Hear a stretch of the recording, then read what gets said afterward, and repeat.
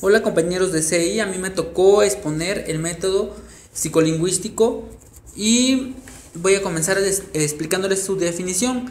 La psicolingüística es una rama de la psicología interesada en cómo la especie humana adquiere y utiliza el lenguaje.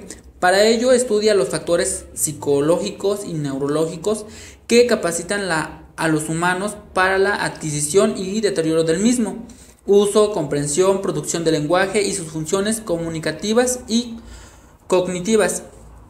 La psicolingüística nace de los estudios del lingüista francés Gustave Guillaume, motivo por el cual también se le ha conocido a principios del siglo XX como guillaumismo. Guillaume llamó a su teoría al psicosistema y en ella vinculó los elementos lingüísticos y los psicológicos. Esta nace de la psicología y la lingüística. La psicología es la ciencia que trata de la conducta y de los procesos mentales del ser humano, y la psicolingüística es la ciencia que estudia el lenguaje oral y escrito. Es decir, que la psicolingüística estudia los procesos mentales del lenguaje oral y escrito. Y este método psicolingüístico es un método que fue desarrollado como complementario hacia la destreza, y nos lleva a relacionar la palabra con el entorno donde va escrito.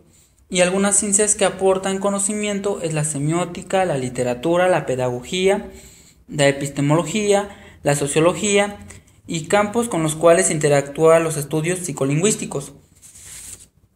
Desde un punto de vista cognitivo, el objeto de estudio de la psicolingüística está constituido por los procesos mentales del lenguaje, o mejor, por los conocimientos y capacidades que posee y desarrolla el individuo humano en el aprendizaje y uso de la lengua, desde la primera infancia y en todas las etapas de su vida. Considerando así el objeto, implica el estudio de los procesos subyacentes que se producen tanto en la adquisición de la lengua como en la producción de la misma. ¿Cómo pretende hacer esto la psicolingüística? Mediante la medición oral y el desarrollo fonológico y la formación estructural del lenguaje a través de la estructura. Es por esta razón que el desarrollo de las habilidades deben de ser específicas y motivacionales, para que el proceso se dé de manera óptima, no solo el aspecto oral, también el de los grafemas. Siguiendo a Berko, la psicolingüística trata de descubrir los procesos psicológicos mediante los cuales los seres humanos adquieren y usan el lenguaje. Según estos son tres las cuestiones que se ocupa la psicolingüística. La comprensión, cómo aprenden las personas el lenguaje hablado y escrito. La producción del habla, cómo produce el lenguaje las personas. Y el tercero, la adquisición, ¿cómo se aprende una lengua? Para esto nos remitiremos a la pregunta obligada, ¿qué es el lenguaje específico de la especie humana? El lenguaje es una conducta exclusiva de la especie humana. No se ha identificado aún a ninguna forma natural de comunicación animal que posea las características del lenguaje humano. El lenguaje humano se basa en la capacidad de los seres humanos para comunicarse por medio de los signos lingüísticos, usualmente secuencias sonoras, pero también gestos y señas, así como signos gráficos. Recordemos que la psicolingüística está directamente asociada al aspecto psicológico del ser humano. Es necesario abordar los aspectos neuropsicológicos del individuo para entender las falencias presentadas en la formación del mismo.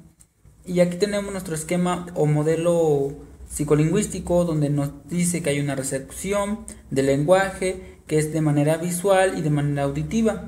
Esta es llevada a una asociación, a una recepción, más bien a una recepción de estos conocimientos a la memoria. Entonces, esto lleva a la expresión creativa del lenguaje.